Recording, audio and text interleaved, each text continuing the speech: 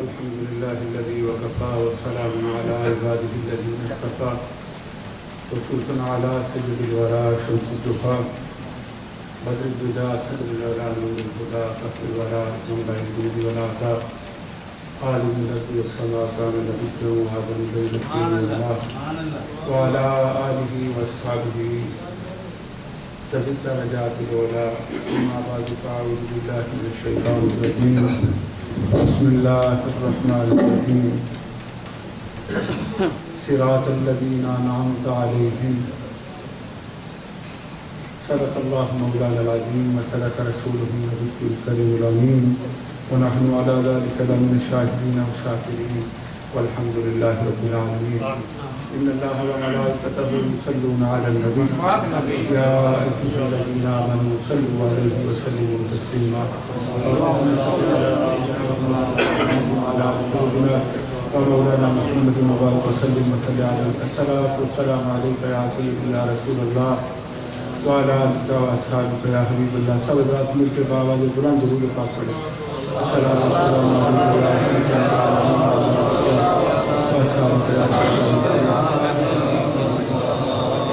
اللہ جل جلالہ ومن والہ وعظم شانہ الحمد ثناء وحضور نبی اکرم الرسم شفیع معظم امام النبیین قائد المرسلین سلطان داور شافع محشر احمد مجتبی حضرت محمد مصطفیٰ صلی اللہ علیہ وآلہ وصحبہ وبارک وسلم کی ہدایت قابل میں ہدیہ درود و سلام اور اپنی محبتوں عقیدتوں چاہتوں کا خیرات پیش کرنے کے بعد قابل تعظیم و تکریم فخر السادات حضرت صاحبزادہ سید صفدر حسین شاہ صاحب فخر السادات جناب صاحبزادہ سید میر حسین شاہ صاحب حضرت علامہ مولانا مفتی عبدالرحمن قمر صاحب حضرت علامہ شہباز احمد چشتی صاحب جناب حضرت مولانا قاری محمد یونس قادری صاحب اور دوستوں حضور داتا گنج بخش اجمیری رحمۃ اللہ تعالیٰ علیہ آپ کے دربار مقدسہ کے خادم جناب محترم میاں غلام حیدر صاحب برادر مکرم جناب صوفی استاد احمد نقشبندی صاحب بزرگوں دوستوں میری اور آپ کی یہ خوش نصیبی ہے کہ ہم حضور خواجہ خواجگاں قمر الدین والملت شیخ الاسلام والمسلمین حضور خواجہ محمد قمر الدین سالوی رحمۃ اللہ تعالیٰ علیہ آپ کا ذکر پاک کرتے اور سنتے چلے آ رہے ہیں مادیہ سے لے کر اب تک کہ محفل پاک جاری ہے علماء کرام بیانات فرما رہے ہیں ثنا خانہ مصطفیٰ اپنی حاضری پیش کر رہے ہیں اور داہ حبیب الحبیب جناب محترم محمد اصغر چشتی صاحب مبارکباد کے متحق ہیں کہ اپنے شیخ کامل کا ذکر پاک سننے اور کرنے کا اہتمام اپنے برادران طریقت کے ساتھ مل کے کر رہے ہیں اللہ کریم ان کی سائی کو قبول فرمائے اور اپنے نیک اور اس برگزیدہ ولی کامل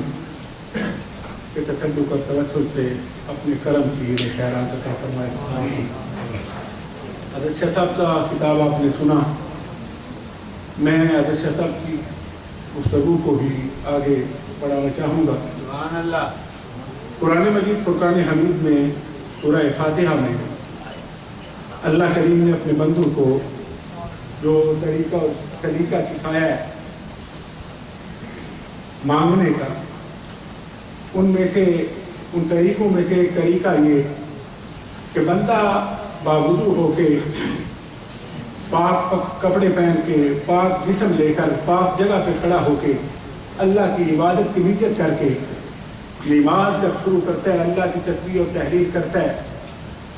سورہ فاتحہ پڑھتے ہوئے وہ اللہ کی بارگاہ میں یہ عرض کرتا ہے اہدنا الصراط المستقیم صراط الذین انعمت علیہم اے اللہ مجھے سیدھی راہ پہ چلا اور راہ ان لوگوں کی جن پہ تو نے انعام کیا. سبحان اللہ. اللہ کے قرآن کے مطابق وہ جماعتیں اور وہ گروہ جن پہ اللہ کریم نے انعامات فرمائے ہیں، وہ نبیوں، وہ صدیقین، شہداء اور صالحین کے وہ گروہ، آج جن کا ذکر پاک ہم کرنے کے لیے جمع ہوئے ہیں، ان کا تعلق بھی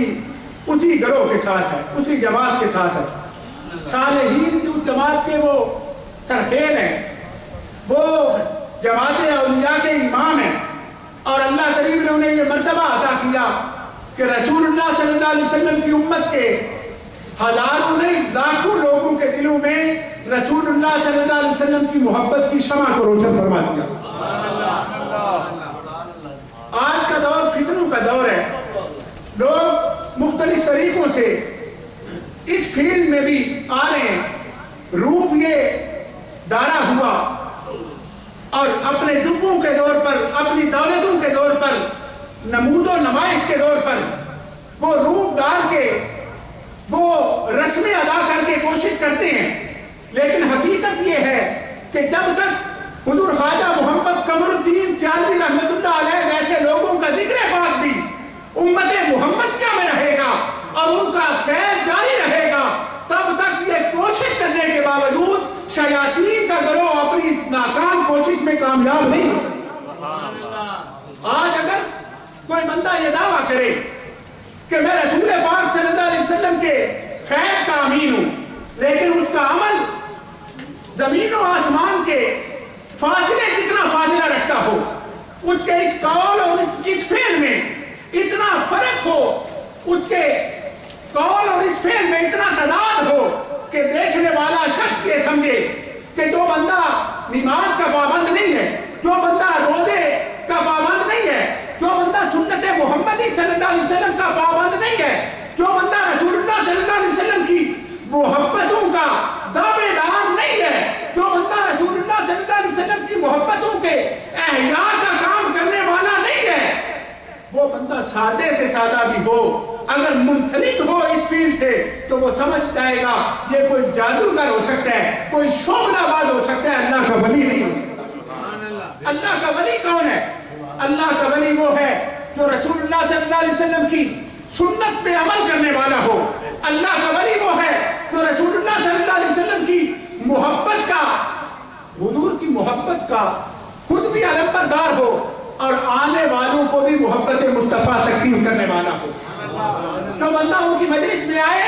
دو چیزیں کم از کم اسے ملے، ایک عمل صالح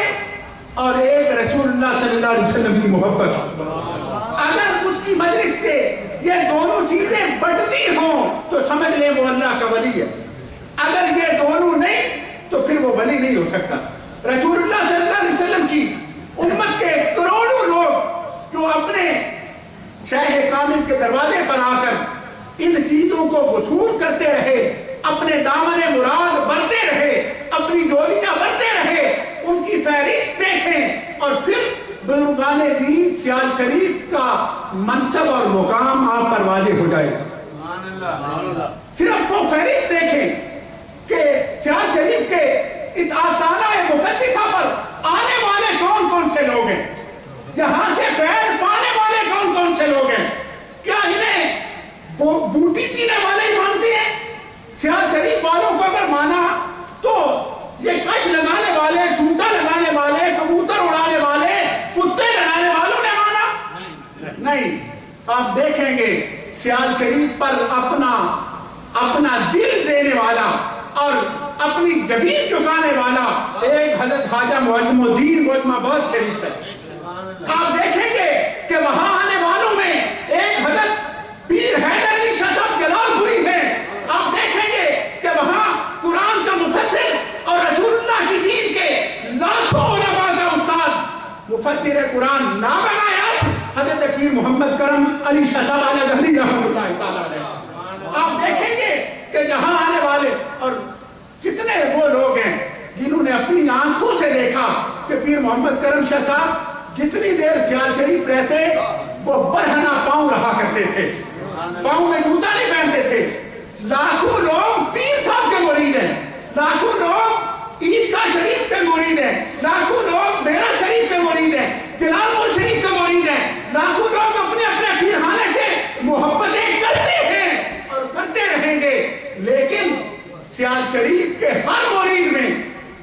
محبت کا ایک انفرادی رنگ کیوں ہے؟ انفرادی رنگ کیوں ہے؟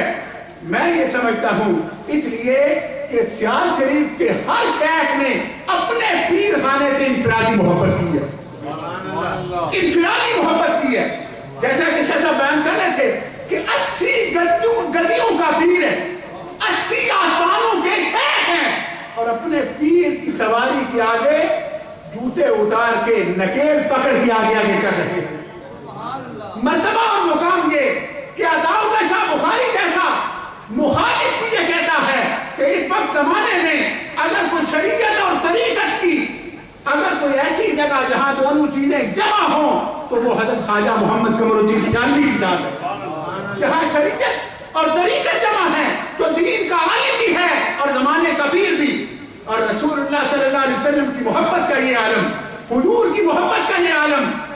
کہ اپنے مریدوں میں ایک حافظ صاحب ملنے کے لیے آئے، جو ساتھی ساتھ تھے، انہوں نے کہا حضور یہ حافظ صاحب آستانہ عالیہ سیال شریف کے مرید ہیں، لیکن آقا کریم صلی اللہ علیہ وسلم کا یہ کرم کہ کئی سالوں سے یہ مدینہ پاک میں مقیم ہے، یہ مدینہ پاک میں رہتی ہیں، آنکھوں سے نبی نے حافظ قرآن ہے اور مدینہ پاک میں رہتے ہیں اور آپ کے مریدین میں سے ہیں، مرید ہیں آپ کے۔ وہ کہتے ہیں میں حیران ہوا کہ ملاقات کرتے کرتے جب وہ قریب آئے، اس سے پہلے کہ حافظ صاحب کا ہاتھ حضرت صاحب کے ہاتھ کے قریب جاتا، حضرت صاحب نے اٹھ کے دونوں ہاتھ ان کے قدموں پہ رکھ دیے، ان کے قدموں پہ دونوں ہاتھ رکھ دیے۔ حافظ صاحب کو جب یہ پتا چلا کہ یہ ہاتھ میرے شیخ کے ہاتھ ہیں، یہ زمانے کے پیر خواجہ محمد قمر الدین کے ہاتھ ہیں، تڑپ گئے، رو پڑے، قدموں میں گر کے عرض کیا حضور میں تو نبی نہ ہوں، مجھے تو نظر نہیں آتا، آپ نے اتنی زیادتی۔ حضور خواجہ صاحب نے فرمایا حافظ صاحب آپ ہمارے مرید ہیں، یہ ادب میں نے آپ کا نہیں، میں نے ان قدموں پہ ہاتھ رکھا ہے جو رسول اللہ کی گلیوں میں چلتے ہیں، جو میرے آقا کریم صلی اللہ علیہ وسلم کی گلی میں تلوے لگتے ہیں، میں نے تو یہ اونچ نسبت سے آپ کے قدموں کو ہاتھ لگایا۔ رسول اللہ صلی اللہ علیہ وسلم کے ادب کا اور حضور کی محبت کا یہ عالم ہے، آقا کریم صلی اللہ علیہ وسلم کی سنت سے یہ پیار۔ اشارہ تنشہ صاحب نے وہ بیان کیا، موجودہ حضرت صاحب سجادہ نشین حضرت حاجہ حافظ محمد حمید الدین امیر شریعت مدد اللہ علیہ فرماتے ہیں کہ مجھے آخری وقت ہے، آپ نے بات بلایا اور بلا کے ایک مسواک عطا کیا جو آپ اکثر فرمایا کرتے، مسواک عطا کیا اور فرمایا یہ مسواک میرے کفن میں رکھ دینا۔ میں نے عرض کیا حضور یہ کوئی مسئلہ ہے شریعت کا، کوئی حکمت ہے اس میں، مجھے حکم دے، مجھے اس سے پہلے میں نے ایسا کبھی منظر نہیں دیکھا کہ مرنے والا کوئی چیز اپنے کفن میں ساتھ رکھ کے لے کے جائے۔ آپ کی آنکھوں میں آنسو آ گئے، آپ نے فرمایا واللہ میں یہ مسواک اس لیے کرتا ہوں کہ یہ میرے آقا کی سنت ہے، یہ میرے حضور کی سنت ہے، اور میں اس سے پیار کیونکہ حضور اس سے پیار کرتے تھے اس لیے میں بھی اس سے پیار کرتا ہوں، میں کفن میں رکھ کے اس لیے لے کے جا رہا ہوں کہ میرے پاس اور تو کچھ نہیں۔ کریم آقا جب تشریف لائیں میں عرض کروں آقا آپ کی سنتوں سے قمر الدین کو اتنا پیار تھا کہ میں ساتھ ہی مسواک بھی لے کے آیا۔ آقا کریم صلی اللہ علیہ وسلم کی سنت سے پیار کا یہ عالم۔ آج زمانہ ہم اپنی آنکھوں سے دیکھ رہے ہیں کہ پیری کا دعویٰ لوگ کرتے ہیں، فرض نماز بھی نہیں پڑھتے، پیری کا دعویٰ کرتے ہیں، حرام حلال میں کوئی فرق نہیں ہے، لیکن دیکھیں پیر کسے کہتے ہیں، اور اہل سنت کے نزدیک ہم اس شخص کو بالکل کوئی تعلق نہیں ہے ہمارا اس آستانے کے ساتھ، اس پیر کے ساتھ، ہم اسے پیر نہیں خنزیر سمجھتے ہیں جو رسول اللہ کی شریعت کا باغی ہو۔ علماء اہل سنت یا عوام اہل سنت محبت انہی لوگوں سے کرتے ہیں وہ آقا کریم صلی اللہ علیہ وسلم کے در کے منگتے ہیں۔ ولایت فیض نبوت کا نام ہے، جسے رسول اللہ کا فیض نصیب ہو وہ اللہ کا ولی ہوا کرتا ہے، اور رسول اللہ کا فیض اسے ملتا ہے جو رسول اللہ صلی اللہ علیہ وسلم کے دین کا نوکر ہو، جو حضور کے دین کا نوکر ہو، اور جنہیں مسند پر بٹھانے والے بھی خود رسول اللہ ہو صلی اللہ علیہ وسلم، خود رسول اللہ ہو صلی اللہ علیہ وسلم۔ اور حضور خواجہ محمد قمر الدین اس مسند کے وارث تھے کہ جن کے جد اعلیٰ جب مسند پہ بیٹھے تو آپ فرماتے ہیں مجھے اپنے شیخ کامل کی وہ بات یاد آئی کہ جب حضور پیر پٹھان کو وہ دستار عطا کرنے کا وقت آیا تو آپ نے اپنے شیخ کی بارگاہ میں ہاتھ جوڑ کے عرض کیا کہ حضور میں ناتواں نادار کمزور شخص ہوں، میں اس قابل کہاں تو شیخ کامل نے فرمایا یہ ہم اپنی مرضی سے تو نہیں دے رہے، آقا کریم کے حکم کی تعمیل کر رہے ہیں، رسول اللہ صلی اللہ علیہ وسلم کے حکم کی تعمیل کر رہے ہیں۔ تو پھر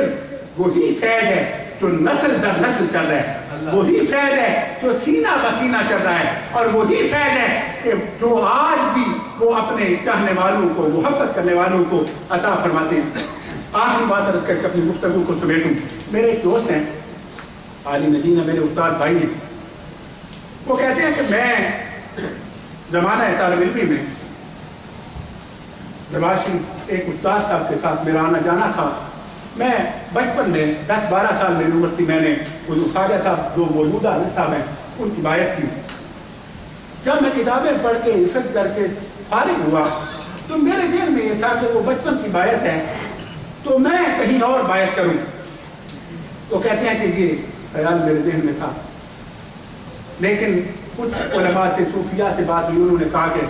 آپ کی وہی بیعت اگر آپ مطمئن ہیں تو وہی کافی ہے۔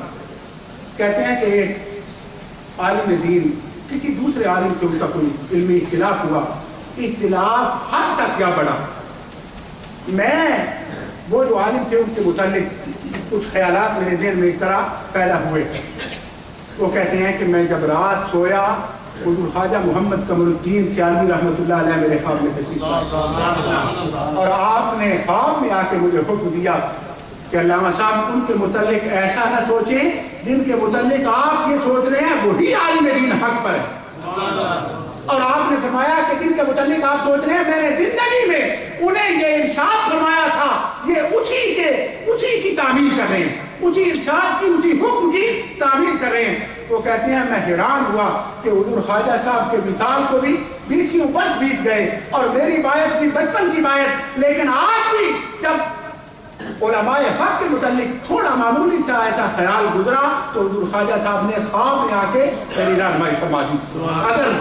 کوئی شخص کسی ایسے شخص سے وابستہ ہو جس کا تعلق واقعتاً رسول اللہ صلی اللہ علیہ وسلم کی ذات گرامی سے ہو اور حضور کا ادب انہیں نصیب ہو، حضور کی محبت نصیب ہو، اسے شکر ادا کرنا چاہیے اور دعا کرنی چاہیے کہ اللہ اسی نسبت کو سلامت رکھے، اسی پہ موت آئے اور اسی پہ حج کے دن اللہ کریم ہمارا اللہ کریم ایک محفل پاک کو قبول فرمائے اور حضرت جناب محترم اصغر چشتی صاحب اور ان کے برادران طریقت کو خیر و برکات عطا فرمائے۔